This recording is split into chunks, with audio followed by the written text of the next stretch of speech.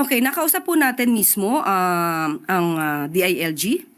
At ang sinabi po nila, ang ibig lamang daw pong ipahiwatig ni Secretary John Vic ay DFA ang maaaring makipag-usap state to state patungkol sa maaaring maitulong ng agaran ng nasabing bansa.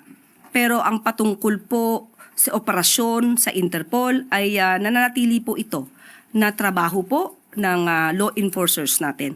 At mayroon pong mensahe ang DFA at aking pong babasahin. The Department of Foreign Affairs notes the recent statements by Department of the Interior and Local Government, Secretary John Vic Remulla on efforts to secure the return of former lawmaker Saldico to the Philippines. While the DFA values the DILG's collaboration, the DFA clarifies that Mr. Co's arrest and repatriation involve coordinated law enforcement and judicial processes, particularly Interpol coordination. Secretary Remulla's view that the matter rests solely up to the DFA does not fully capture this whole of government approach, which requires joint action across concerned government agencies. The DFA reaffirms its commitment to the rule of law and ensuring that Filipino nationals facing legal accountability return to face due process.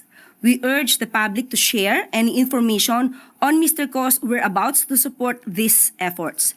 The DFA stands ready to provide diplomatic assistance within its mandate and in line with established protocols. End of quote. Okay. Ma'am, panghuli na lang po. Where are we in terms of looking for Zaldico? Meron po ba tayong bagong detalye na nakuha? Any update? Sa ngayon ay wala pa pong naibibigay sa atin na update.